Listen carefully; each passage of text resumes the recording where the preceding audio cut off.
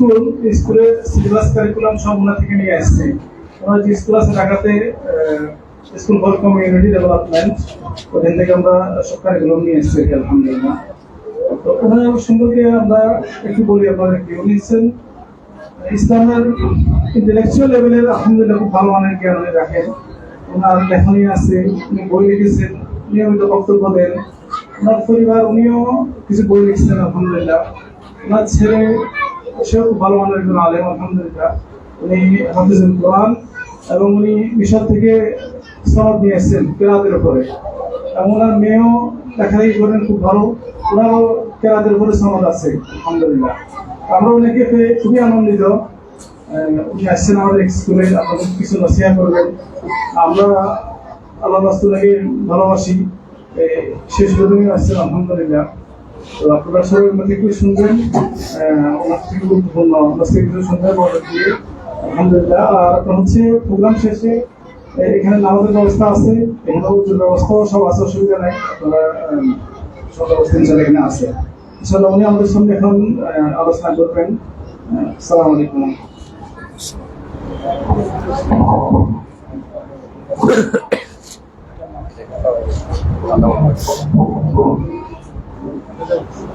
সামনে আসতে হবে নাকি?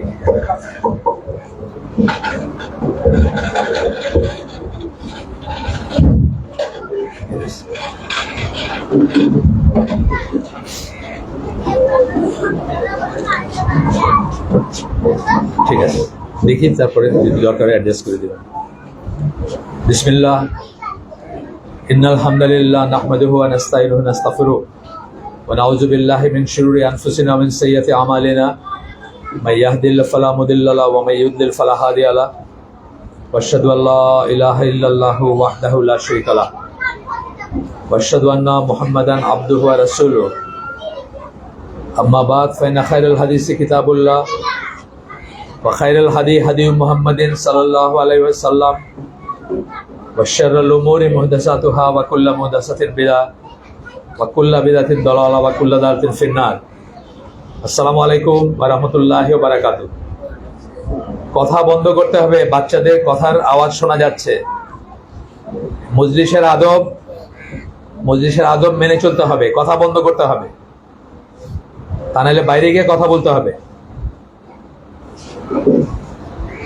আমি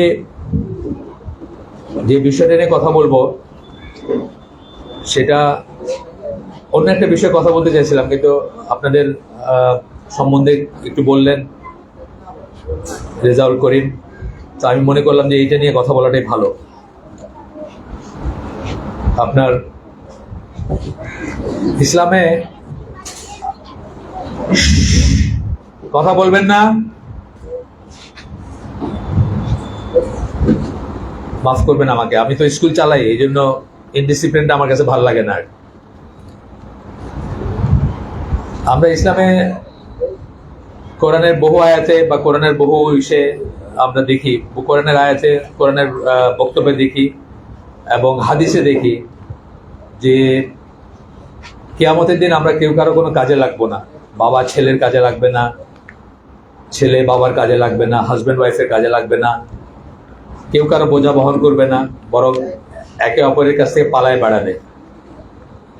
কোরআনের একটা আয়াত সূরা ইনফিতার 82 নম্বর সূরা 19 নম্বর আয়াতে আল্লাহ বলতেছেন যে কোনো মানুষ অন্য কোনো মানুষের জন্য কিছু করার ক্ষমতা থাকবে না কারো। সূরা আবাসা 80 নম্বর সূরা 34, 35, 36 নম্বর আয়াতে আল্লাহ বলতেছেন যে ভাই, মা, বাবা, স্ত্রী এবং ছেলে মেয়েদের কাছ থেকে আমরা পালায় বেড়াবো কিয়ামতের দিন, এই ভয়ে যে তারা যদি কিছু ডিমান্ড করে, কিছু চায়, তাহলে আমরা সেটা আমাদের কাছ থেকে কিছু নিবে বা আমাদের কাছে কোনো কিছু ডিমান্ড করতে পারে, এই ভয়ে আমরা পালায় বেড়াবো। এই একই ধরনের কথা কোরআনে সূরা ইসরা 15 নম্বর আয়াতে, 17 নম্বর সূরা 15 নম্বর আয়াত, সূরা ফাতির 35 নম্বর সূরা 18 নম্বর আয়াত, সূরা জুমার 39 নম্বর সূরা 7 নম্বর আয়াত এবং সূরা আল আনাম 6 নম্বর সূরার 164 নম্বর আয়াতে আল্লাহ বলছেন। একটা শুধু আমি একটু বলি যে কোনো আত্মা বা কোনো নফস অন্য, এটা সূরা আল আনামের 164 নম্বর আয়াতের বক্তব্য যে কোনো আত্মা বা নফস অন্য কারো বোঝা বহন করবে না। হাদিসেও আমরা একই রকম জিনিস পাই।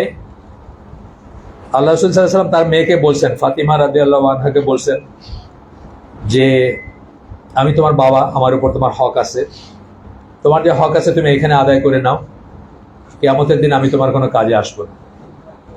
আল্লাহ রসুলের মেয়ে যদি কোনো কাজে উনি না আসেন, তাহলে আমাদের কোনো কাজে আসবেন এটা আমাদের ধারণা করা উচিত না। আসবেন, ডিফারেন্টভাবে আসবেন, শাফায়াত করবেন, সেটা অন্য জিনিস। কিন্তু যে সেন্সে আল্লাহ রসুল সাল্লাল্লাহু আলাইহি ওয়াসাল্লাম বলছেন সেটা হচ্ছে, যেভাবে ইব্রাহিম আলাইহিস সালাম তার বাবার কোনো কাজে লাগবেন না, আপনারা জানেন, আমরা জানি তার বাবা জাহান্নামী। যেভাবে লূত আলাইহিস সালাম তার ওয়াইফের কোনো কাজে লাগবেন না, যেভাবে নূহ আলাইহিস সালাম তার ছেলের কোনো কাজে লাগবেন না, যেভাবে রাসূল সাল্লাল্লাহু আলাইহি ওয়াসাল্লাম তার চাচার কোনো কাজে লাগবে না। এদের কথা আমি জানি যারা জাহান্নামী সবাই। আল্লাহ রসুলের চাচা জাহান্নামী, এটা আমরা বর্ণনায় পাইছি, হাদিসের বর্ণনায়। আবু তালেব, যদিও তিনি তাকে আশ্রয় দিয়েছেন, তাকে স্নেহ করছেন, তাকে বড় করছেন বলা যায়,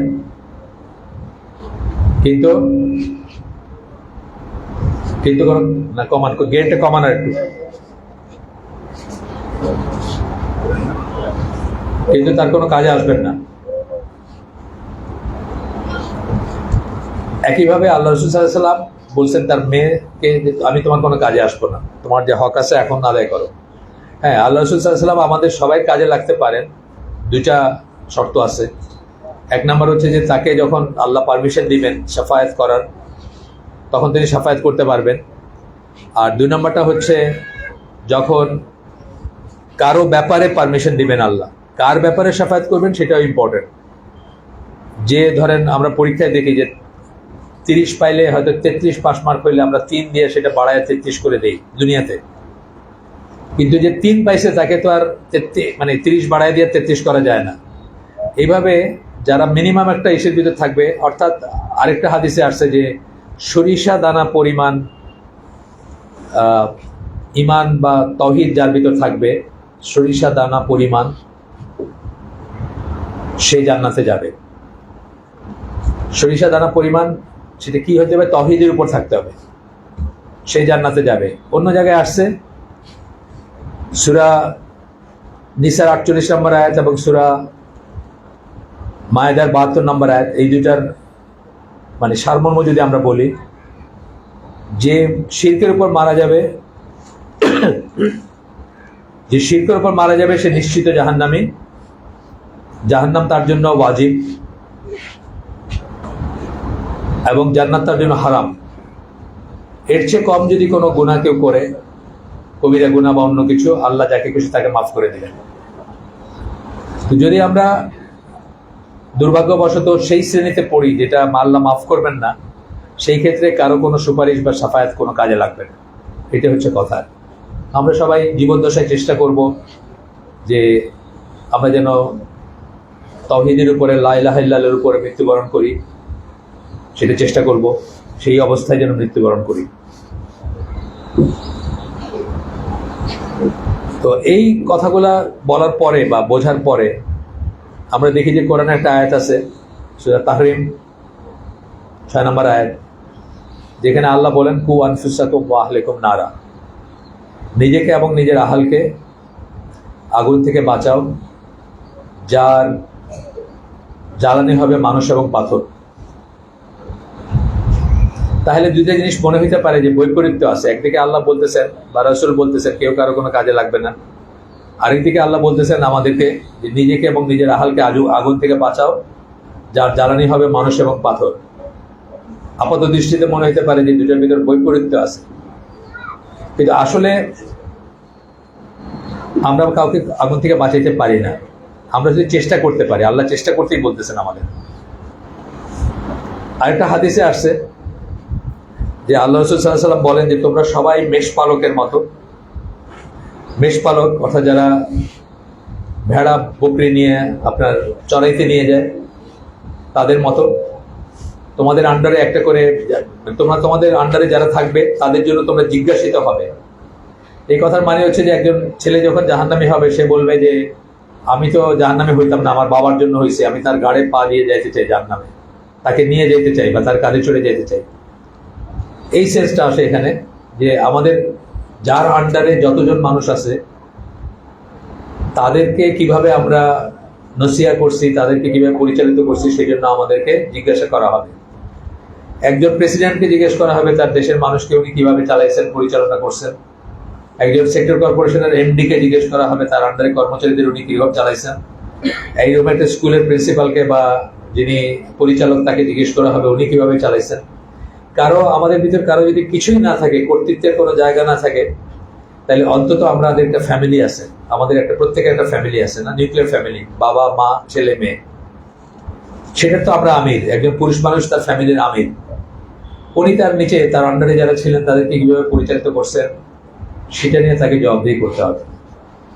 এবং এই কথাটাই আমরা আল্লাহ বলতেছেন, কু আনফুসাকুম আহলিকুম নারা, নিজেকে এবং নিজের আহলকে আগুন থেকে বাঁচাও, এই কথার ভিতরে বলতেছেন সূরা তাহরিমের 6 নম্বর আয়াতে।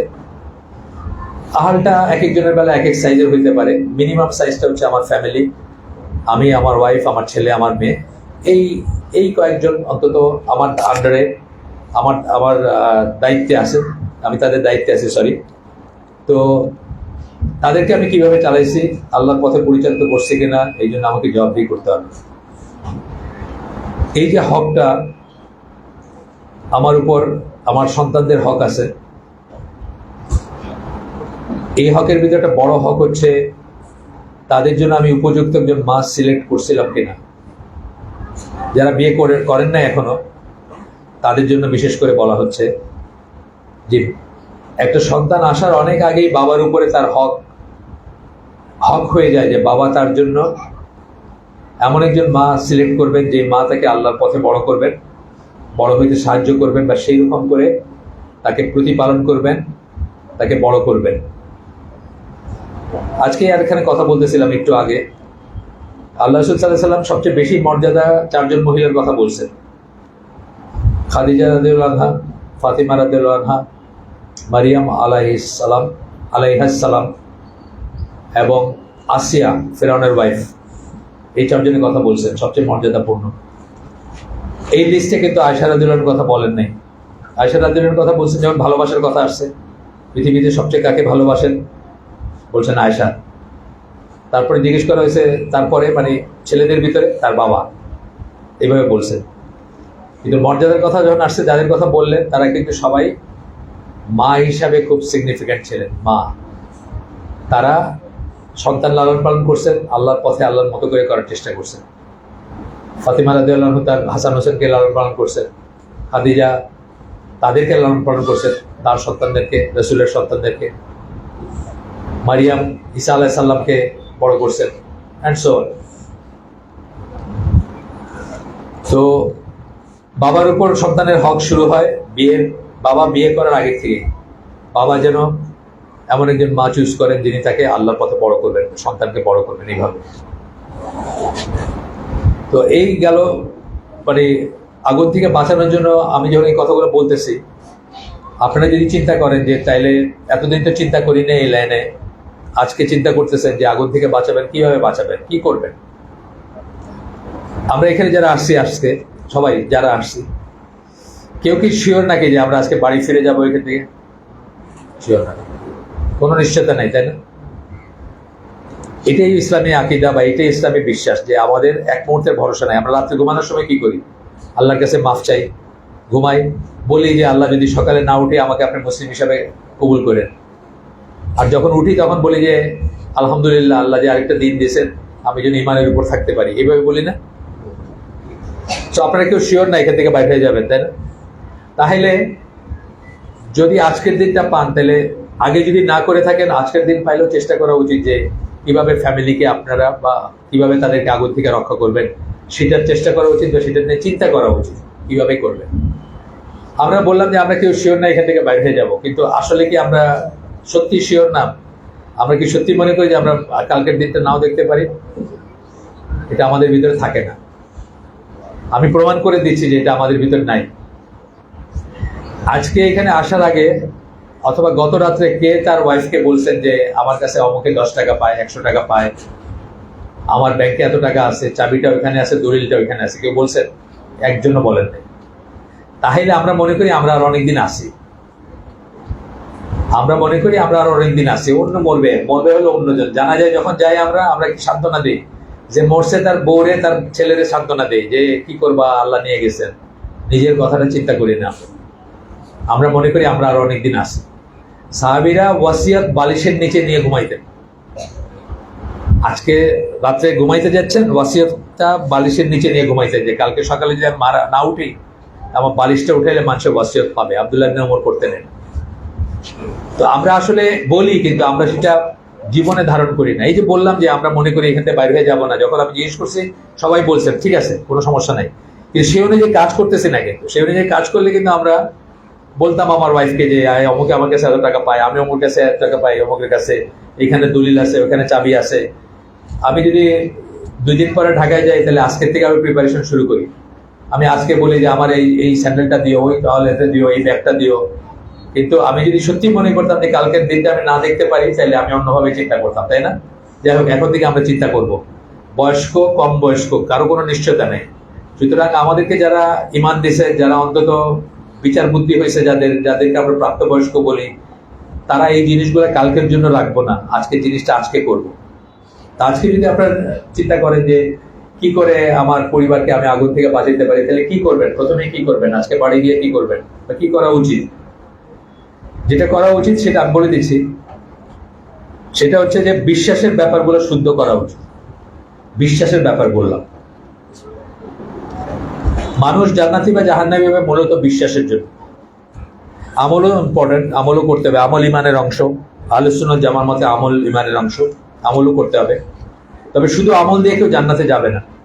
আপনি একটা হাদিস জানেন, হয়তো শুনছেন, যে একজন আনসার সাহাবীর ঘরে, ওনার তো ভাই ভাই হয়ে গেছিলেন যখন হিজরত করছেন।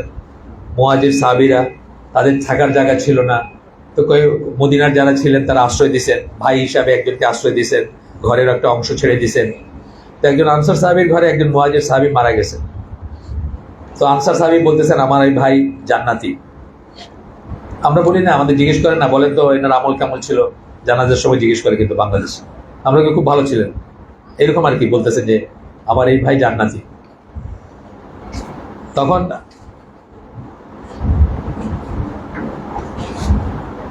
আল্লাহ রাসূল সাল্লাল্লাহু আলাইহি ওয়াসাল্লাম তাকে বলছেন যে তোমার কাছে কি ওয়াহী নাজিল হয়েছে? তুমি কিভাবে জানলা যে এই লোক জান্নাতি? তো আনসার সাহাবী বলছেন যে ওনার আমল খুব ভালো ছিল, খুব ভালো আমলের ছিলেন। আল্লাহ রাসূল বললেন শুধু আমল দিয়ে কেউ জান্নাতে যাবে না। উনি যেভাবে কথা বলছেন, তার থেকে সাহাবীরা বুঝলেন যে উনি নিজের কথা বলতেছেন। তারা তাকে রিপিট করলেন, জিজ্ঞেস করলেন ইয়া রাসূলুল্লাহ আপনিও না? যে আমিও না। শুধু আমল দিয়ে আমি জান্নাতে যেতে পারবো না যদি আল্লাহ গ্রেস না দেন, বাড়ায় না দেন। এখান থেকে আমি বলতেছি যে শুধু আমল দিয়ে জান্নাত জাহান্নাম হবে না। জান্নাত জাহান্নাম মেইনলি হবে হচ্ছে বিশ্বাস দিয়ে। আপনি বিশ্বাস করেন এই কবরের ভিতরে যে শুয়ে আসছে 500 বছর আগে মারা গেছে, সে আপনার সন্তান দিতে পারে, এটা বিশ্বাসের ব্যাপার। তো এটা বিশ্বাসের ব্যাপার না? আপনি কি কোনো প্রমাণ পাইছেন নাকি সে আপনার সন্তান দিতে পারে? না, আমলও হয় নাই আপনার, এটা বিশ্বাসের ব্যাপার। এই জন্য আপনি মুশরিক বা আরেকজন মুশরিক। আমি বিশ্বাস করি যে মৃত মানুষ কিছু দিতে পারে না কাউরে। সুতরাং আমি মুওয়াহিদ, যেটার বলে তাওহীদের উপর আছি না। আমি বলতে যে কোনো আমি আমার কথা বলছি। তাহলে বিশ্বাসের জন্য মানুষ মুশরিক বা কাফের হবে, মুমিন বা মুসলিম হবে বিশ্বাসের জন্য। এই বিশ্বাসের ব্যাপারগুলো কি? ইমানের বিষয়গুলো, তাই না? আমরা কি বলি? আমানতু বিল্লাহি ওয়া মালাইকাতিহি ওয়া কুতুবিহি ওয়া রুসুলিহি ওয়াল ইয়াউমিল আখিরি কাদার খাইরিহি ওয়া শাররিহি। 6টা জিনিস বলি আমরা। এইখানে প্রথম কি বললাম? আমানতু বিল্লাহি, আমি আল্লাহ বিশ্বাস করি। হয়ে গেল নাকি? আল্লাহ বিশ্বাস করি বললে আমাদের অধিকাংশ কিন্তু তাই বলছি, বাস হয়ে গেছে। কিন্তু আল্লাহ বিশ্বাস আবু জাহেলও করতো। আবু জাহেল আল্লাহকে আল্লাহই ডাকতো, রাসূল সাল্লাল্লাহু আলাইহি ওয়াসাল্লাম আল্লাহকে আল্লাহই বলতেন। আবু জাহেল আল্লাহর নামে কসম কাটতো, আল্লাহই বলতো, আর আরবরা বলে আল্লাহ রসুল তাই বলতেন। আবু জাহেল কাবার গিলাফ ধরে কান্নাকাটি করে বদরের যুদ্ধে গেছিল, আল্লাহর কাছে দোয়া চাইছিল সে যে আল্লাহ সত্যের যেন জয় হয়। সত্যের জয় হয়েছে, কিন্তু আবু জাহেলের জয় হয় না। কেন? আবু জাহেলের আল্লাহ এবং রসুলের আল্লাহ আলাদা। আপনি আরব দেশে খ্রিস্টানদের পাবেন, ইজিপ্টে পাবেন, জর্ডানে পাবেন, সিরিয়ায় পাবেন। খ্রিস্টানের নাম আব্দুল্লাহ, সে আল্লাহ তো আপনার আল্লাহ না। তার নাম আব্দুল্লাহ দেখে কি সে কি মুসলিম নাকি? না, তার আল্লাহর কনসেপ্টটা আলাদা। তাহলে আল্লাহ কে, আল্লাহ কি, আল্লাহ কোথায় আছেন, কেমন, এইগুলো সম্বন্ধে আমাদের জ্ঞান অর্জন করলে তারপরে যদি বলি আমানতু বিল্লাহি, তাহলে সেটার কোনো মানে হয়, আর নাহলে এটার কোনো মানে নেই। এই জন্য আপনাকে জেনে বুঝে এই ইমানের বিষয়গুলোকে জানতে হবে, বুঝতে হবে, জ্ঞান অর্জন করতে হবে। সূরা মুহাম্মাদের 19 নম্বর আয়াতে আল্লাহ বলতেছেন ফালাম আন্নাহু লা ইলাহা ইল্লাল্লাহ, জ্ঞান অর্জন করো, জানো যে লা ইলাহা ইল্লাল্লাহ, আল্লাহ ছাড়া ইবাদতের যোগ্য কোনো সত্যিকার ইলাহ নাই। আপনাকে জ্ঞান অর্জন করতে হবে, শুধু প্যারোটিং না, মুখ দিয়ে কইলেন লা ইলাহা ইল্লাল্লাহ জান্নাতে চলে গেলেন, ব্যাপারটা তেমন না। সেই জন্য কি করতে হবে? সেই জন্য কি কি বিশ্বাস করবো এবং কি কি বিশ্বাস করবো না, এই জিনিসগুলো জানতে হবে, জ্ঞানের ভিত্তিতে জানতে হবে। কোথা থেকে জানবেন? প্রাথমিকভাবে আমরা বলি একটা ছোট্ট বই আছে, 20-25 পৃষ্ঠার বই, 10 টাকা দাম, আল আকিদা আত তাহাবিয়া, নাম শুনছেন নাকি কেউ? আচ্ছা, ইনি হচ্ছেন 239 হিজরিতে জন্মগ্রহণ করা একজন, 239 হিজরিতে জন্মগ্রহণ করা একজন হানাফি স্কলার, ইজিপ্টে, মিশরে। উনি 105টা পয়েন্টে একজন মুসলিম কি কি বিশ্বাস করবে বা করবে না এটা একটা লিস্ট করছেন। আল্লাহ সম্বন্ধে কি বিশ্বাস, মালাইকা সম্বন্ধে, ফেরেশতা সম্বন্ধে কি বিশ্বাস হবে আপনার, কিতাব সম্বন্ধে কি বিশ্বাস হবে, রসুল সম্বন্ধে কি বিশ্বাস হবে, রসুলগণ, এইটাকে টেবুলেট করছেন 105টা পয়েন্টে। অন্তত পক্ষে এই বইটা কালেক্ট করতে পারেন এবং নিজের ফ্যামিলিকে নিয়ে বৈশা এটাকে পড়ে শোনাইতে পারেন পয়েন্ট ওয়াইজ। তা নাইলে আপনি বললেন যে আমি আল্লাহ বিশ্বাস করি, এটা কোনো মানে নাই। আপনি জানেনই না আল্লাহ সিফাত কি, আল্লাহ কে, আল্লাহ কি, আল্লাহ নিজের সম্বন্ধে কি বলছেন। আমরা আল্লাহ সম্বন্ধে কোথা থেকে জানবো? এই যে 6টা পয়েন্ট বললাম, এই 6টা পয়েন্টে আপনি জানবেন, এই 6টা পয়েন্ট ইমানের পয়েন্ট না, কোথা থেকে জানবো? ওয়াহি থেকে জানতে হবে। ওয়াহি মানে কি? ওয়াহি মাতলু হচ্ছে কোরআন, ওয়াহি গায়ের মাতলু হচ্ছে হাদিস। যে ওয়াহি তিলাওয়াত করা হয় এটা কোরআন, আর যে ওয়াহি তেলাওয়াত করা হয় না, শুধু মানে নসিহার জন্য বলা হয়, সেটা হচ্ছে হাদিস বা সুন্নাহ। তিলাওয়াত করার দরকার নেই এটা, কিন্তু এটা ওয়াহি, ঠিক আছে? তো এখান থেকে জানবেন। তো সেই জন্য আপনাকে জ্ঞানের ভিত্তিতে জানতে হবে। এই জন্য আপনি একটু পড়াশোনা করা দরকার, এখান থেকে শুরু করতে পারেন। এখানে আমরা একটা কথা জিজ্ঞেস করি বা বলি যে আপনাকে কোনো বিধর্মী যদি জিজ্ঞেস করে যে ভাই সহজ কথায় বলো তো ইসলামে কি বলে, করতেই পারে আপনাকে কোনো হিন্দু, কোনো কাফের, কোনো খ্রিস্টান আপনার জিজ্ঞেস করলো যে তোমরা যেহেতু ইসলাম করো, ইসলাম কি নিয়ে কথা বলে, আমার শর্টকাট বলো তো, একটু মানে সংক্ষেপে বলো তো, কি বলবেন? সংক্ষেপে বললে কি বলবেন? ইসলাম কি নিয়ে কথা বলে? লা ইলাহা ইল্লাল্লাহ নিয়ে কথা বলে। ইসলামের পুরা বাণীটা এক সেন্টেন্সে বললে লা ইলাহা ইল্লাল্লাহ, না? এক শব্দে বললে কি? তাওহীদ। তাওহীদ কি? তাওহীদ কথার মানে হলো যে আল্লাহর একত্ব এবং অদ্বিতীয়তা। একত্ব হচ্ছে বড়, একত্ব বড়, কিন্তু অদ্বিতীয়তা মানে আর কিছুই আল্লাহর মতো না। তাহলে এই মহাবিশ্বে যা কিছু আছে, সাপ, বিচ্ছু, চন্দ্র, সূর্য, তারা, জান্নাত, জাহান্নাম, সব হচ্ছে মাখলুক, আল্লাহ হচ্ছেন খালিক। সব হচ্ছে সৃষ্টি করা জিনিস, আল্লাহ হচ্ছে স্রষ্টা, যেটাকে আমরা বলি, যিনি সৃষ্টি করছে। বাংলাদেশে মরমী গান আছে, তুমি ফল, তুমি ফুল, তুমি তাতে গন্ধ, শুনছেন নাকি আপনারা? মরমী গান আল্লাহকে বলতেছে তুমি ফল, তুমি ফুল, তুমি তাতে গন্ধ। আপনারা কি এটা মানেন নাকি? আল্লাহ ফল না, আল্লাহ ফুল না, আল্লাহ সেটার গন্ধ না। আল্লাহর সৃষ্টি ফল, আল্লাহর সৃষ্ট ফুল, আল্লাহর সৃষ্টি হচ্ছে তার গন্ধ, তাই না? এইভাবে আমরা আল্লাহকে জানবো, এবং এই জানার জন্য কি জ্ঞানের দরকার আছে। আমি তো বড় হয়েছি এখানে, আমি তো একসময় মনে হচ্ছে কত সুন্দর কথা কইতেছে, ওইটা শুনতে মনে হয় না কত সুন্দর কথা, মানে তার কোনো সত্তাই নাই। এমন ভাবে সে আল্লাহর কথা বলতেছে যে আমি কিছুই না, তুমি সবকিছু, কিন্তু এটা ঠিক না, না, তাই না? এই কি জিনিসে কিসে বিশ্বাস করবো আর কিসে বিশ্বাস করব না, এই কথাগুলাকে আমরা এক কথায় বলি ইসলামে আকিদা। এই যে আমরা আকিদা আকিদা আকিদা বলি, এটার মানে কি? এটার মানে হচ্ছে কি বিশ্বাস করবেন আর কি বিশ্বাস করবেন না, এই যে সেটটা, একটা সেট অফ বিলিফস, বিশ্বাস করার যে বস্তুগুলো, এই 105টা পয়েন্ট বললাম, এইটাকে আমরা এক কথায় বলি ইসলামে আকিদা, ঠিক আছে? এক কথায় বলি ইসলামে আকিদা। এইটা আমাদের জেনে বুঝে জানতে হবে, বুঝতে হবে, জ্ঞান অর্জন করতে হবে। শুরু করবেন কোথা থেকে? আমি একটু আগে বললাম যেটা, শুরু করবেন তাওহীদ দিয়ে। কারণ আমরা কি বলতেছি? আমানতু বিল্লাহি, মানে আমি আল্লাহ বিশ্বাস করি। ওয়া মালাইকাতিহি, মানে তার মালাইকাতে বিশ্বাস করি, তার ফেরেশতায় বিশ্বাস করি। ওয়া কুতুবিহি, তার কিতাবসমূহে বিশ্বাস করি। ওয়া রুসুলিহি, তার রসুলগণে বিশ্বাস করি। তাইলে আল্লাহ হচ্ছেন সেন্টারে, আল্লাহকে ঘিরে সবকিছু। ইসলামের সমস্ত কথাবার্তা সব আল্লাহ সেন্ট্রিক। এই জন্য প্রথমে প্রায়োরিটি বেসিসে আল্লাহর উপরে জ্ঞান, আল্লাহর সম্বন্ধে জ্ঞান অর্জন করবেন, এবং সেই জ্ঞানটাকেই তাওহীদের জ্ঞান বললাম। এবং সেটা কিভাবে শুরু করবেন? আর কিছুই আল্লাহর মতো না, সব কিছু একদিকে, আল্লাহ আরেক দিকে। সব কিছুতে আল্লাহকে আলাদা করে সেই আল্লাহর ইবাদত করতে হবে, এবং আর কিছুই আল্লাহর মতো না, এটা মনে রাখতে হবে। কোরআনের 2টা আয়াতে আল্লাহ এই কথা বলছেন। সূরা ইখলাসের আয়াতে বলছেন ওয়ালাম ইয়াকুল্লাহু কুফুয়ান আহাদ। আর সূরা শুরা 42 নম্বর সূরা 11 নম্বর আয়াতে আল্লাহ বলছেন লাইসা কামিসলিহি শাইউন, আল্লাহর কিছু, আর কিছুই আল্লাহর মতো না। তাহলে এইটা মাথায় রেখে আমরা তাওহীদের যাত্রা শুরু করব।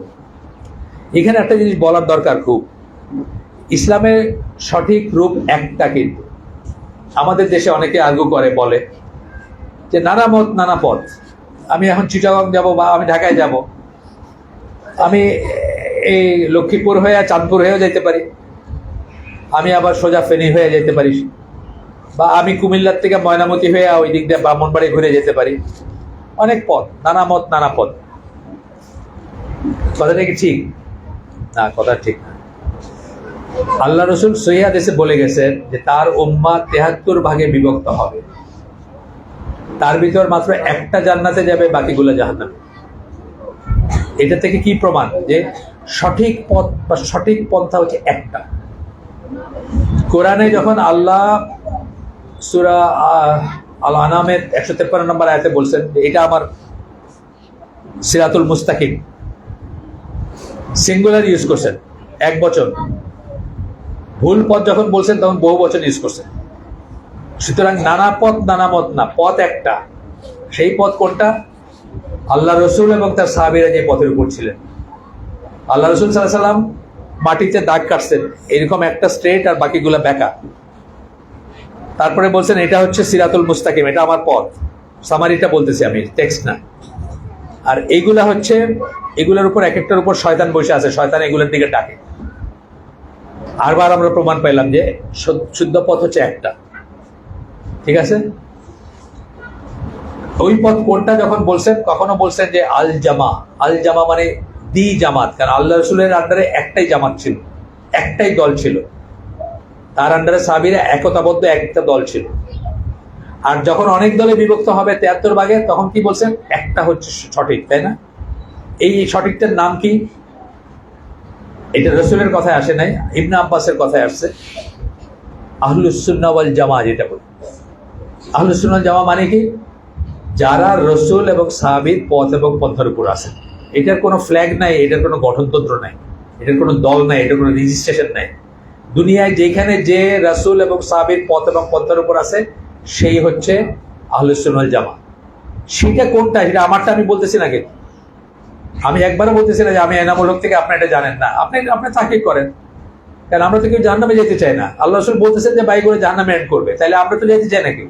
তাহলে আমরা নিজেরা খুঁজে বাইর করবো নিজেদের গরজে যে সেটা কোনটা, এবং সেটার বিরোধিতা করব না। সেটার যদি বিরোধিতা করি, আমি আসলে আল্লাহ রসুল এবং সাহাবীদের বিরোধিতা করতেছি। সূরা নিসার 115 নম্বর আয়াতে বলতেছেন আল্লাহ, সবকিছু স্পষ্ট হওয়ার পরে যে রাসূলের বিরোধিতা করে এবং বিশ্বাসীদের পথ ছাড়া অন্য কোনো পথ গ্রহণ করে। বিশ্বাসী কারা তখন? সূরা নিসার 115 নম্বর আয়াত যখন নাজিল হচ্ছে, তখন বিশ্বাসী কারা? সাহাবীরা। তাহলে আল্লাহ বলে দিচ্ছে যে যারা রসুলের বিরোধিতা করে, অর্থাৎ সুন্নাহর বিরোধিতা করে, রসুলের পথ পন্থার বিরোধিতা করে, রসুলের পদ্ধতির বিরোধিতা করে, এবং বিশ্বাসীদের পথ ছাড়া অন্য কোনো পথ খুঁজে, আল্লাহ তাকে সেই পথে ঘুরতে দেন এবং শেষ পর্যন্ত তাকে জাহান্নামে নিক্ষেপ করেন। আপনারা পড়ে দেখেন, এখন খুলেন, ফোন আছে যাদের, এইটা আমি যখন বলি, আমার নিজের আত্মাটা কাঁপে ওঠে। আমি যখন বক্তৃতা মারতেছি, তখন কি এমন কোনো কথা বলতেছি নাকি যেটা রাসূলের বিরোধিতা করতেছে, অথবা সাহাবীদের পথ ছাড়া অন্য কোনো পথ আমি গ্রহণ করতেছি কিনা? আমার বুকটা কাঁপে। কিন্তু আমাদের দেশের বহু ওয়াজি, বহুদিনের দায়ীদের বুকটা কাঁপে না। তারা সমানে রসুলের বিরুদ্ধাচরণ করতেছেন, রসুল যেটা কোনোদিন বলেন নাই সেটা বলতেছেন, রসুল যেটা কোনোদিন করেন নাই সেটা করতেছেন। 400 বছর পরে যে মিলাদ আসছে সেই মিলাদের জন্য জান দিয়ে দিতেছেন। সকল ঈদের বড় ঈদ বলতেছেন মিলাদুন নবীকে। অথচ আল্লাহ রসুল সহিহ হাদিসে বলে গেছেন আমাদের মাত্র 2টা ঈদ, ঈদুল আজহা, ঈদুল ফিতর, আর কোনো ঈদ নাই। আর সাপ্তাহিক ঈদ হচ্ছে জুমা। বিরোধিতা না এটা? আমি যখন বলতেছি যে সকল ঈদের বড় ঈদ, আমি যখন 350 ট্রাক নিয়ে 60 দিন ব্যাপী যশনে জুলুসে মানাইতেছি, আমি বিরোধিতা করতেছি না? বিরোধিতা করতেছি। আপনারা নিজেদের বিবেক দিয়ে আমার কথাই নিয়েন না। আপনারা তাহকিক করেন, আপনারা খোঁজ করেন। আপনাদেরকে আল্লাহ অক্ষর জ্ঞান দিচ্ছেন। আপনারা পিএইচডি করতে পারেন, আপনারা ম্যাথমেটিক্সে অনার্স করতে পারেন, আপনারা ইংলিশে অনার্স করতে পারেন। আপনি এটা দেখতে পারেন না যে কি বলছেন রাসূল? দেখেন আপনি বুঝা। আপনি দেখেন 40-এ আছে নাকি সুন্নায়, আপনি দেখেন 4 দিন আছে নাকি সুন্নায়, আপনি দেখেন মাজারে ফুল দেওয়া বা মাজারে মানত করা আছে নাকি সুন্নায়। আপনি পড়েন, আপনি পড়ে বাইর করেন, আপনি বুঝাই দেন আমি করবো এটা। কালকে যদি আপনি আমাকে দলিল দিতে পারেন যে আল্লাহ রসুল মিলাদ পড়তে বলছেন, আমি কালকের থেকে মিলাদ পড়বো ইনশাআল্লাহ, আগামী কালকের থেকে। কিন্তু যদি না পারেন আর সেটা করেন, তাহলে ওই দলভুক্ত হইতে পারেন যারা স্পষ্ট হওয়ার পরেও, স্পষ্ট করে দেওয়ার পরে সবকিছু রসুলের বিরোধিতা করবে এবং বিশ্বাসীদের পথ ছাড়া অন্য কোনো পথ বেছে নেবে। আল্লাহ তাদেরকে ভিশাস সাইকেল মানে ওই পথে ঘুরাবেন। তাদের চোখে কিন্তু ভুল ধরা পড়বে না। শয়তান তাদের চোখে তাদের কর্মকাণ্ডকে সুন্দর দেখাবে এবং তারা শেষ পর্যন্ত জাহান্নামে যাবে। আমরা নিশ্চয়ই জাহান্নামে যেতে চাই। আমাদের আজকের বক্তৃতাটা শুরুই হইল কু আনফুসাকুম ওয়া আহলিকুম নারা। আমরা নিজেকে জাহান্নাম থেকে বাঁচাইতে চাই, জাহান্নামে যেতে চাই। আরেকটা হাদিসে আল্লাহ রাসূল সাল্লাল্লাহু আলাইহি ওয়াসাল্লাম বলছেন, টাইমটা দেখি 4:30 জামাত হবে, 4:30 নামাজের জামাত হবে। যদি কারো ওযুর দরকার হয় আপনারা উঠে যান, বলার দরকার নেই, উঠে গিয়ে ওযু করেন, রেডি হয়ে যান নামাজের জন্য। কারণ 4:30 আসলে লেট টাইম। আমি তো মুসাফির, আমি জোহর আসর পড়ে ফেলছি, কিন্তু আপনারা পড়বেন ইনশাআল্লাহ।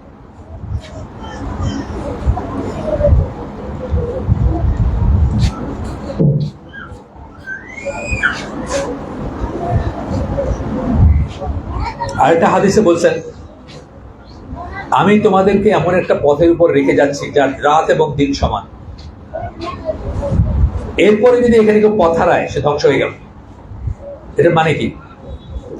সবকিছু পরিষ্কার করে দিছে, কোনো কিছু লুকান নাই, কোনো কিছু রেখে যান নাই আপনার জন্য।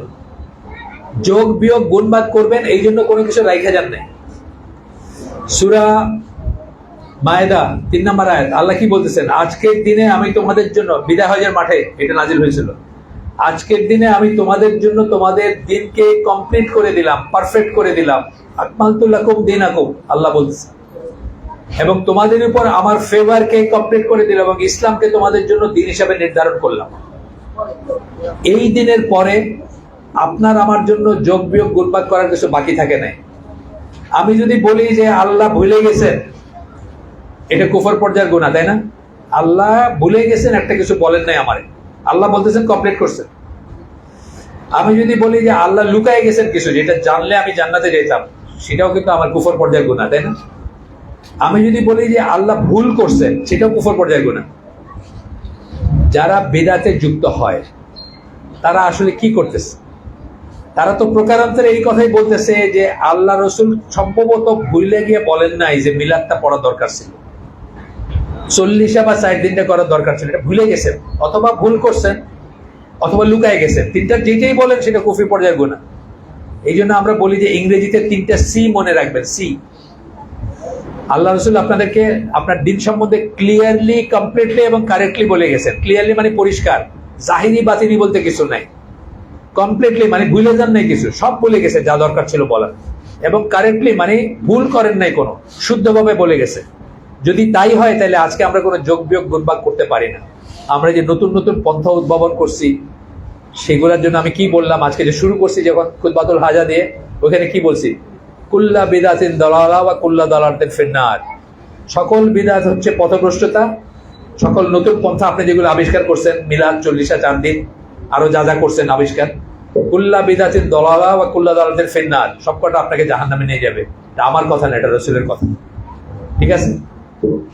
ইনশাআল্লাহ আমরা জানবো। এই হোক, প্রথমটা গেল, বিশ্বাস ঠিক করবেন কি করে বললাম, পড়াশোনা করবেন শুধুমাত্র ওয়াহিদ থেকে। কোনো বুজুর্গ, কোনো পীর, কোনো ফকির, কোনো বড় আলেম, কারো কথায় কিছু আসে যায় না। আল্লাহ এবং রাসূল যে বলছেন, যা বলছেন সেটার থেকে নিতে হবে। আকীদার পয়েন্টগুলো ওয়াহিদ থেকে নিতে হবে। এরপরে মুসলিম হিসাবে জীবনযাপন করা বলতে কি বোঝায়, আপনি বিশ্বাসের জিনিসগুলা মোটামুটি জানছেন। এখানে তিনটা জিনিস বলি আমরা। প্রথম হচ্ছে আপনার উপর আল্লাহর হক কি, এটা চিন্তা করবেন এবং সেই হক আদায় করবেন। আপনাকে কেন সৃষ্টি করছেন আল্লাহ? শুধুমাত্র তার ইবাদত করার জন্য। জানেন আপনারা না, সূরা জারিয়াত 51 নম্বর সূরা 56 নম্বর আয়াতে আল্লাহ বলতেছেন জিন এবং ইনসান শুধুমাত্র আল্লাহর ইবাদতের জন্য। এখন আপনি প্রেসিডেন্ট হইলেন, প্রাইম মিনিস্টার হইলেন, বিশাল সায়েন্টিস্ট, নাসার সায়েন্টিস্ট, অনেক কিছু হইলেন, কোটিপতি, শত কোটিপতি, হাজার কোটি আমরা দেখি যে ঘরে ঘরে আছে, তাই না? এই কটা জেলে আছে এখন, সব হাজার কোটি না, সব হাজার কোটি ঘরে ঘরে আছে। আপনার জীবনের 16 আনাই বৃথা যদি আপনি আল্লাহর ইবাদতের উপর নিজেকে প্রতিষ্ঠিত না করে, বা যেভাবে আল্লাহ চাইছেন সেভাবে ইবাদত না করে যদি মারা যান, আপনার জীবনের 16 আনাই বৃথা। আমি একটা উদাহরণ দিই সবসময়, যে আপনার একটা সেকেন্ড হ্যান্ড গাড়ি বিক্রি করতে নিচ্ছে কেউ, গাড়িটার গুণাগুণ বর্ণনা করতেছে, এই BMW গাড়ি, এই অটোমেটিক জানালা উঠে নামে, এই গ্লাস নামে, ঘুরে, লাইট জ্বলে, সবকিছু করলো, শেষ, বর্ণনা করা শেষ। এখন দাম ঠিক হবে তার আগে বললো তো একটা কথা আছে, গাড়িতে চলে না, আপনি কিনবেন গাড়িটা, কারণ গাড়িটার কাজ হচ্ছে A থেকে B তে যাবে, তাই না? চলেই যদি না, তাহলে এটা গাড়ি বলবো নাকি? আমরা বলবো না।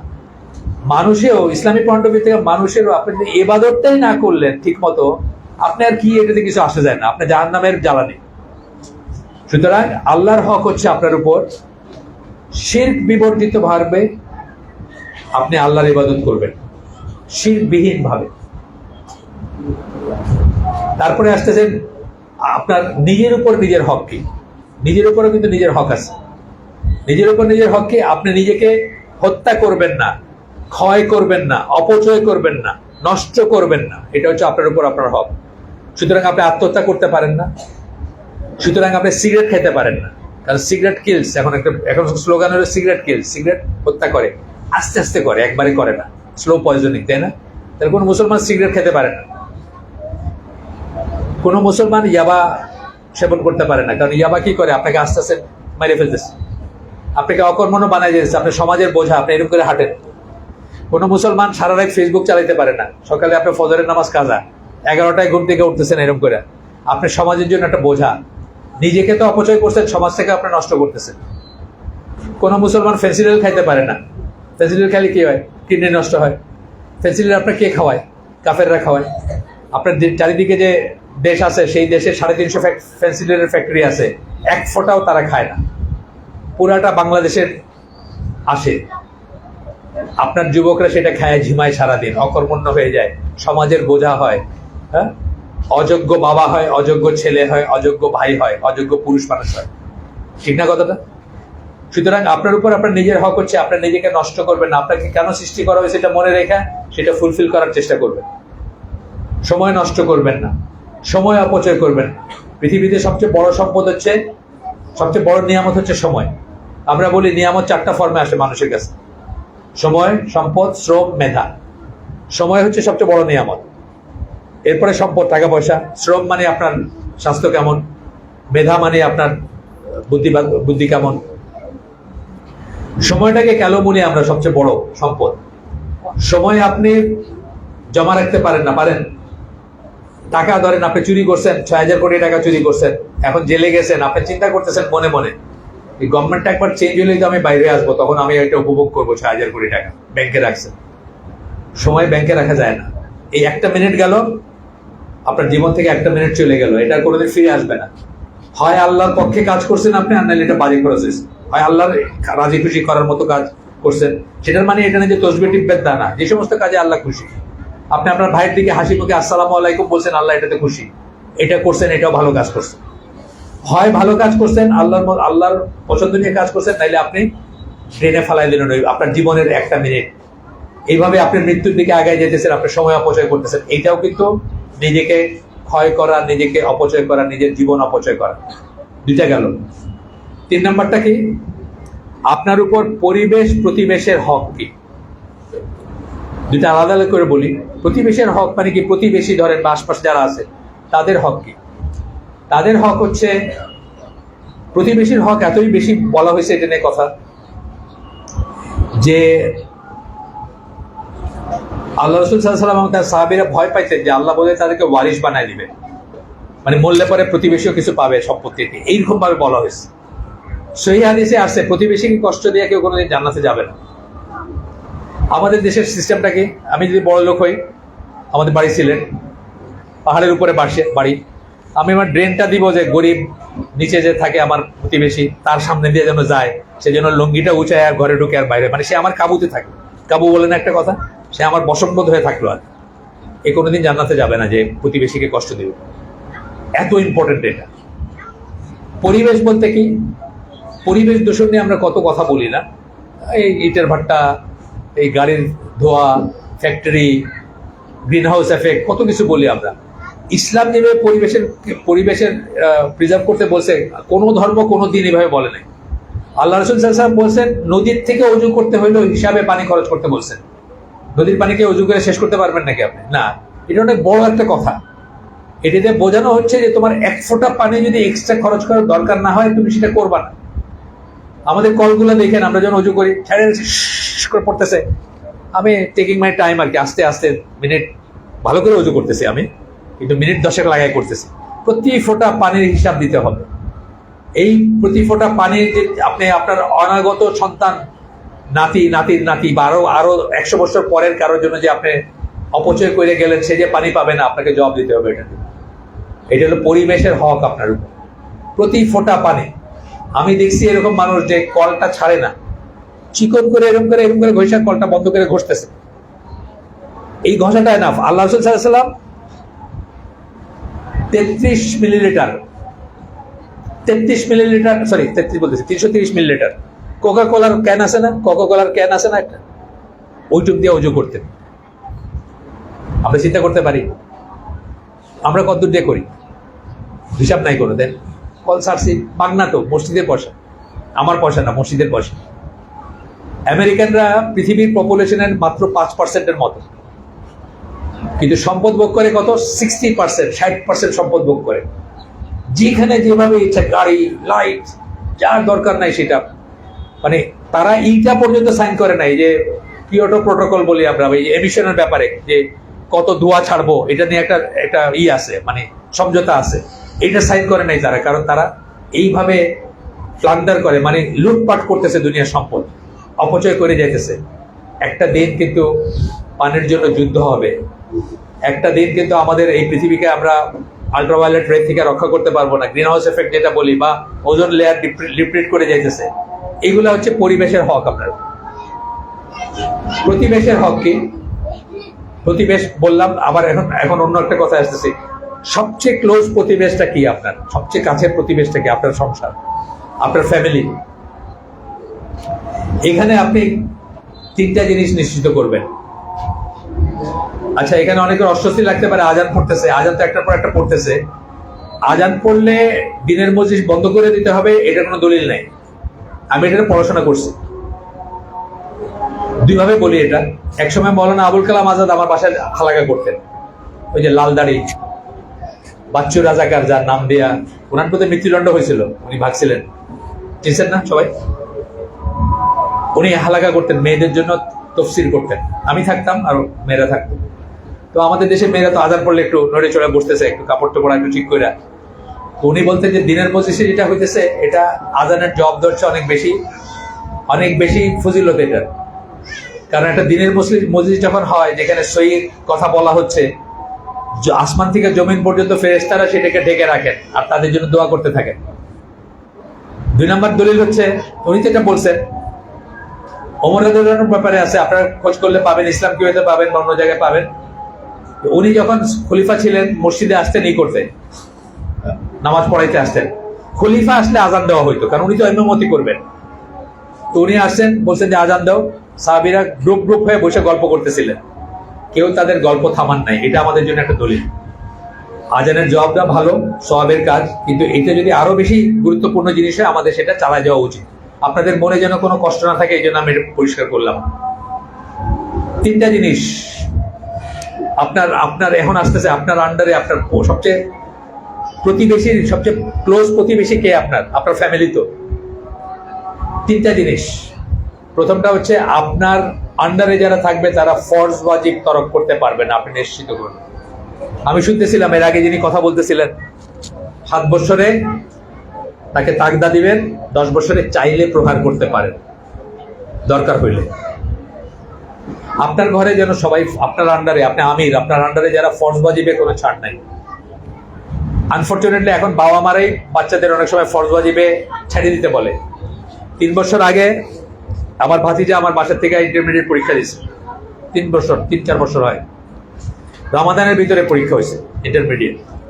তার সাথে যত বন্ধু ছিল, ইন্টারমিডিয়েটের ছেলের রোজা ফরজ না, তার সাথে যত বন্ধু ছিল একজনও রোজা রাখে নাই, শুধু সে রাখছে। কেন? তাদের মায়েরা কইছে, বাবারে রোজা তো প্রতি বছরই আসবে, ইন্টারমিডিয়েট তো জীবনে একবারই আসে, বুঝছেন? তো ফরজ তরক করা বাসার থেকে শুরু হয় এখন অনেকের বাসায়, তাই না? আপনার আন্ডারে যারা থাকবে, আপনার পয়সা যারা খাবে, আপনি যাদের লালন পালন করবেন, আপনি যাদের রিজিকের জন্য দিনকে রাত, রাতকে দিন করতেছেন, সেইখানে যেন কেউ ফরজ বা ওয়াজিব তরক করতে না পারেন, আপনি অ্যাজ আমির নিশ্চিত করবেন। 2 নম্বরটা হলো কি, আপনার মাধ্যমে যেন কোনো হারাম কাজে তারা লিপ্ত না হয়।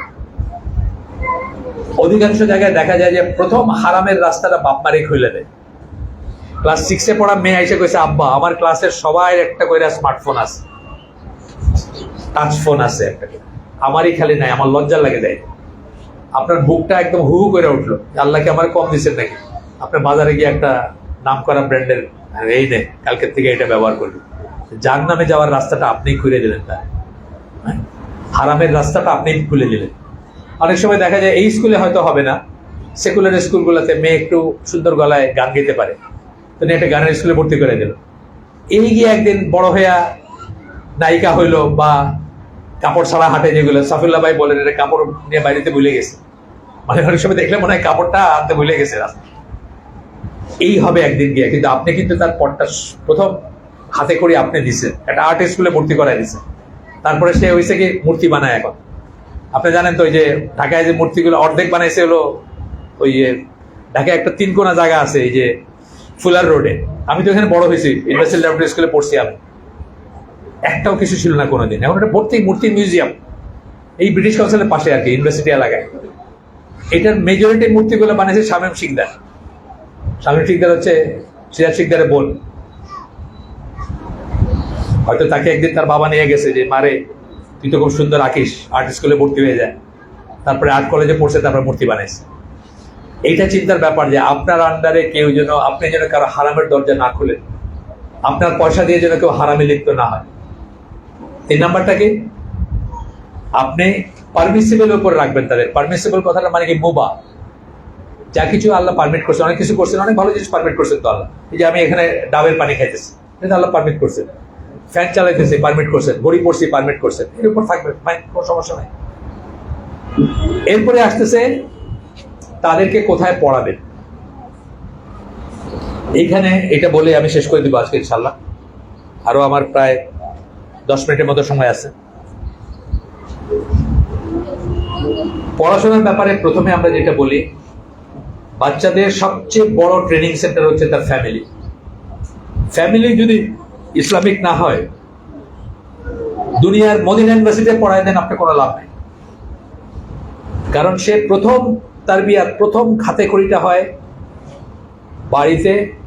প্রথম কথা শিখে মায়ের মুখ থেকে, প্রথম দেখে মাকে এবং বাবাকে। তারা যদি ইসলামের উপর না থাকেন, তাইলে স্কুলের কাছে দিয়ে দিলেন, ইজারা দিয়ে দিলেন যে আমার ছেলের মুসলমান বানাও, এদের কোনো লাভ হবে না। এটা কিন্তু কি করতে হবে, ওই প্রথমে বলছিলাম যে বাবা প্রথমে, মা চুজ করবেন একজন, যেই মা তার সন্তানকে আল্লাহর পথে বড় করবে। একবার যখন সেটা করলেন, তারপরে কি করবেন, একটা 18টা এপিসোডের একটা লেকচার সিরিজ আছে, আমরা ট্রান্সলেট করার চেষ্টা করছি ইংরেজিতে। এটা how to build an Islamic household. Dawud Adib বলে একজন আমেরিকান কৃষ্ণাঙ্গ স্কলার, আমেরিকান কৃষ্ণাঙ্গ, কিন্তু সালাফি স্কলার, মানে শরিয়া আকীদা স্কলার। উনি 18টা এপিসোডে একটা লিখছেন how to build N Islamic household. উনি বলছেন যেমন উনি খুব অল্প থেকে শুরু করছেন যে ঘরের ভিতরে যেন আমরা সুবহান আল্লাহ, আলহামদুলিল্লাহ, আল্লাহু আকবার জিনিসগুলো প্রচলন করি। আশ্চর্যজনক কিছু দেখলে, ভালো কিছু দেখলে আলহামদুলিল্লাহ, আশ্চর্যজনক কিছু দেখলে সুবহান আল্লাহ, আল্লাহু আকবার, আল্লাহর বড়ত্ব করলাম, জিসাস, ওয়াও, এগুলো যেন আমরা না বলি। বলে না ইংলিশ মিডিয়ামের পোলাপান বলে, আমরা যেন থ্যাংক ইউ না শিখাই, আমরা যেন জাযাকাল্লাহু খায়রান শিখাই। এইভাবে ঘরের ভিতরে ইসলামিক পরিবেশ আনতে হবে। বাচ্চা প্রথম কাকে দেখে? তার মা এবং বাবাকে দেখে, তাদের মতো হইতে চায়, তাদেরকে অনুকরণ করে। দেখেন একটা ছোট ছেলে তার বাবার জুতাটা পায়ে ঢুকাইতে চেষ্টা করতেছে, বাবার জুতাটা এত বড়, তার পা তো এতটুকু, কিন্তু সে বাবার মতো হইতে চায়। একটা ছোট মেয়ে দেখবেন মায়ের ক্লিপটা চুলে লাগায় চুল আসানোর চেষ্টা করতেছে, অনুকরণ করে তারা। এই প্রথম তারবিয়াতের জায়গা, ট্রেনিং এর জায়গা হচ্ছে বাসা। আপনি কিভাবে কথা বলেন, আপনি আপনার গৃহ পরিচারিকের সাথে কি তুই তোকারি করেন নাকি, গালি দেন নাকি, বকা দেন নাকি, চিৎকার করেন নাকি, প্রত্যেকটা জিনিস পিক আপ করবে এবং প্রত্যেকটা জিনিস থেকে সে শিখবে। আপনার হাউস হোল্ড যদি ইসলামিক না হয়, দুনিয়ায় কোথায় আপনি পড়াবেন সেটাতে কোনো কিছু আসে যায় না। এটা হচ্ছে আমরা ধরি 50-60%, 50 থেকে 60% ডিপেন্ড করবে আপনার ঘরটা কেমন। সুতরাং আপনারা ঘরটাকে ইসলামিক করবেন। অনেকখানে দেখা যায়, আমরা এইসব রিপোর্ট পাই, মাদ্রাসায় পড়ে, রেসিডেন্সিয়াল মাদ্রাসায় পড়ে ছেলে, বাসায় আসলে মনে করে এখন তো ভিডিও গেম খেলার সময়, এতদিন এখানে জেলখানায় ছিলাম, এখন বাসায় আসছে, এখন তো পাবজি খেলবো, আর কি কি আছে না, পাওয়ার রেঞ্জার খেলবো, এখন তো খেলার সময়। সো মাচ সো দ্যাট আমার মেয়ে একটা হিফজের স্কুল চালায় সৌদি আরব থেকে, ওইখানে একজন হাফেজকে হায়ার করছিল ছেলেদের হিফজ সেকশনের জন্য। সে প্রথম দিনেই সময় মতো আসতে পারলো না, বাংলাদেশ থেকে অনলাইন পড়াবে। তো খোঁজ নিয়ে জানলো কি সারা রাত সে গেম খেলছে, সকালে উঠতে পারেনি। মাদ্রাসা ছাত্র, হাফেজ, ঠিক আছে। তো ঘরটাকে ইসলামাইজ করতে হবে আমাদের প্রথমে। আমরা যদি সত্যি বিশ্বাস করি যে আমাদের ছেলেরা মুসলমান হবে এবং মুসলমান থাকবে, এই প্রসপেক্টাসে লেখা আছে না কথাটা, রেজাল্ট করি, আমাদের উদ্দেশ্য কি, আমাদের লক্ষ্য কি, আমাদের বাচ্চারা মুসলমান হবে এবং মুসলমান থাকবে। কেন হবে বলতেছি, মুসলমানের ঘরে জন্ম নিলেই মুসলমান হয় না। আমরা সালমান রুশদি তো মুসলমানের ঘরে জন্ম নিছে, তসলিমা নাসরিন তো মুসলমানের ঘরে জন্ম নিছে, মুসলমান হয় নাই। যারা গণজাগরণ মঞ্চে গেছে তারা মুসলমান হয় নাই, তারা তো মুসলমানের ঘরে জন্ম নিছে। সুতরাং মুসলমানের ঘরে জন্ম নিলে অটোমেটিক মুসলমান হয় না। ইংলিশম্যানের ঘরে জন্ম নিলে ইংলিশম্যান হয়, বাঙালির ঘরে জন্ম নিলে বাঙালি হইতে পারে, কিন্তু মুসলমানের ঘরে জন্ম নিলে মুসলমান হয় না। প্রত্যেকে ইন্ডিভিজুয়ালি মুসলিম হইতে হবে, তাই না? এইটা বলছি আমরা। এবং মুসলমান থাকবে, একবার হইলেই যে থাকবে এমন কোনো নিশ্চয়তা নাই। তো আপনি যদি তাকে শিক্ষিত না করে আউট ইন দ্য ওপেন ছাড়েন, ইউনিভার্সিটিতে পাঠান, ওই সেকুলার ইসে পাঠান, টিএসসিতে পাঠান, রমনার বটমূলে পাঠান, সে কাফেরের মতো হবে, তাদের কাছ থেকে সে দিন নিবে। সুতরাং মুসলমান থাকাইতে হইলেও তাকে একটা দিনের ফাউন্ডেশন দিয়ে যেতে হবে, যেন তার মানে ইমিউনিটি হয়। আমরা বাচ্চাদেরকে টিকা দিয়ে রাস্তায় ছাড়ি না, টিকা দেয় না বাচ্চাদের জন্মের পরে। কেন টিকা দেয়? যে সে রাস্তায় গিয়ে ধুলাবালু যখন ধরবে, রোগ জীবাণু আসবে, সেগুলো যেন তারে অসুস্থ করতে না পারে। এইভাবে আমরা তাওহীদের টিকা দিয়ে বাচ্চাদেরকে বাইরে বাইর করব, তাওহীদের টিকা দিব, মিনিমাম ফাউন্ডেশন দিয়ে বাইরে দিব, বাইর করব, গেল। এরপরে আসতেছে পরিবেশ প্রতিবেশ। ধরেন আপনি বাসা আপনার খুব ইসলামিক, কিন্তু আপনি সব সিনেমার নায়ক নায়িকাদের মাঝখানে থাকেন। যে জায়গায় আপনি যেখানে থাকেন, গুলশানে, বনানীতে, চারদিকে শুধু সিনেমার নায়ক নায়িকারা থাকে, আপনার জন্য সমস্যা আছে না? আপনার বাচ্চা ঘরটা খুললেই দেখে ওই সামনের ঘরের আন্টি স্লিভলেস জামা পরে ঘুরতেছে, রং লাগানো মুখে, ছেলেদের সাথে হাহাহি করতেছে। আপনার বাচ্চা চিন্তা করবে আমার বাসাটা তো জেলখানা, আমার মারে আমার বাপে জেলখানায় রাখছে, ওই আন্টি কত সুন্দর হাইটসা বাড়াইতেছে, ঘুরে বাড়াইতেছে। কিন্তু আপনি যদি আবার একটা পরিবেশ দিতে পারেন যেখানে এই বাসা, এই বাসা, এই বাসা, এই বাসা, কোনোখানে টেলিভিশন নাই, কোনোখানে মোবাইল ফোন চালায় না বাচ্চারা, ফেসবুক চালায় না আন্টিরা, এবং কোনোখানে কেউ বেপর্দা চলে না, আপনার বাচ্চা মনে করবে এইটাই জীবন, এইটাই সুন্নাহ, এটাই ইসলাম, এটাই দিন, তাই না? তাহলে সেকেন্ড ইম্পর্টেন্ট জিনিস হচ্ছে পরিবেশ প্রতিবেশ। আপনারা কমিউনিটি বদ্ধভাবে থাকবেন, দিদি ভাইরা কাছাকাছি থাকবেন। এটা কিন্তু যত দাওয়াতি বই আছে, দাওয়াতি কাজের বই আছে, প্রত্যেকটাতে আপনি দেখবেন মানে one of the first things বলেন যে আপনারা কমিউনিটি বদ্ধ হিসাবে থাকবেন। আল্লাহ রসুল বেদুইনদের যারা মুসলমান হইতো তাদেরকে বলতেন মদিনায় আসতে, মদিনায় এসে থাকো, নাইলে এই গনিমতের মাল পাইবা না। কেন? কারণ ওই বেদুইন জায়গায় থাকলে ওই ধরনের অভ্যাস থাকবে, আগের অভ্যাসই থাকবে। কিন্তু কমিউনিটির ভিতর, মুসলিমদের ভিতরে, ওই মসজিদ নববীতে বা আশপাশে থাকলে তাদের ভিতর কি ইসলামের চর্চাটা আসবে, শেয়ারিং কেয়ারিং আসবে, আপনাদেরও সেটা করতে হবে। তাইলে আপনি সেকেন্ড পয়েন্টটা কি, বাচ্চাকে বড় করার জন্য, ইসলামের পথে বড় করার জন্য সমাজবদ্ধভাবে একটা ভালো কমিউনিটিতে থাকবেন আপনারা। আমি তো বলবো এই স্কুলের পাশে চলে আসেন আপনারা। আমাদের ঢাকার মোহাম্মদপুরের স্কুলে 640 জন স্টুডেন্ট, এর ভিতর এমন গার্ডিয়ান আছে যাদের নিজেদের অ্যাপার্টমেন্ট উত্তরায় আছে, সেগুনবাগিচে আছে, ওইগুলো ভাড়া দিয়া ওনারা ওইখানে চলে আসছে যেন কমিউনিটি বদ্ধভাবে থাকতে পারে। একরকম মসজিদে গেলে একই রকম নামাজ পড়তেছেন সবাই, দিনী ভাই। একটা জানাজা হইলে 1 ঘন্টার নোটিশে মাঠ ভরে যায়, সবাই সই একই দেন। হ্যাঁ, যখন এই যে কোভিড এর সময় যাদের কোভিড হয়েছে, কে তাদের বাসায় খাওয়া দিয়ে গেছে, অক্সিজেন সিলিন্ডার দিচ্ছে জানেনও না, তারা একে অপরেরই করছে। কমিউনিটি বদ্ধ হয়ে থাকবেন, এটা গেল সেকেন্ড পয়েন্ট। 3 নম্বর পয়েন্টটা হচ্ছে একটা ভালো স্কুলে দেবেন।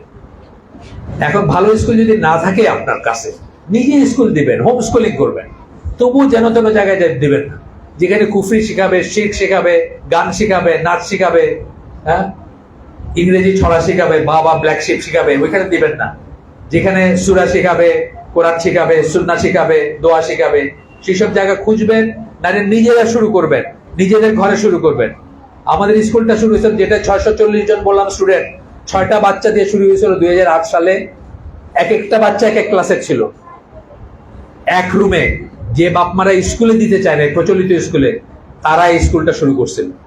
আজকে সেখানে 640 জন স্টুডেন্ট আছে। আমাদের স্টাফ সংখ্যা হচ্ছে 90।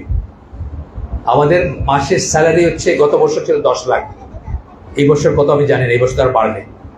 ঠিক আছে, স্যালারি বেতন দেই আমরা স্টাফদের, এটা 10 লক্ষ টাকা। তো আপনারা নিজেরা খুলবেন, যদি না থাকে পাশে, ধরুন আপনি এমন একটা জায়গায় থাকেন যেখানে 10 মাইলের ভিতর কোনো স্কুল নেই, এটা কিন্তু ফরজে কিফায়া। আপনি যদি না করেন, আপনার সবার গুনাহ হবে সমাজের। আর আপনি যদি খোলেন, সবাই বাইচে যাবে। তাহলে এটা মনে করেন না যে আরেকজনে খুলবে, খুলে দিবে আর আমি এখানে ভর্তি হয়ে যাবো, তা না। যেখানে নাই নিজে খুলবেন। তারপরেও কাফেরদের কাছে, হাফ কাফের ফুল কাফের, হাফ মুশরিক ফুল মুশরিকদের হাতে নিজের বাচ্চাকে ছেড়ে দিবেন। সুবহানাকা আল্লাহুম্মা বিহামদিকা আশহাদু আল্লা ইলাহা ইল্লা আনতা আস্তাগফিরুকা ওয়া আতুবু ইলাইক। আমরা যা বললাম, আমরা যা শুনলাম, তার ভিতরে ভালো কিছু থাকলে সমস্ত প্রশংসা আল্লাহ, আলহামদুলিল্লাহ। খারাপ কিছু থাকলে সমস্ত ব্যর্থতা আমার এবং সেটা শয়তানের তরফ থেকে। আল্লাহ আমাদেরকে তৌফিক দিন, ভালো শুনলাম তারপর আমল করার। শুরুতে আমি একটু শক্তভাবে কথা বলছি, মজলিসের আদব শিখাবেন, বাচ্চারা কথা বলবে না, এইটাও তারবিয়াতের অংশ। ক্লাসে যখন টিচার কথা বলবে, বাচ্চারা শুনবে, তার দিকে তাকাবে, বাচ্চারা কথা বলবে না। ক্লাস কন্ট্রোল করা শেখাবেন, মজলিস কন্ট্রোল করা শেখাবেন ইনশাল্লাহ। আসসালামু আলাইকুম ওয়া রাহমাতুল্লাহি ওয়া বারাকাতুহু।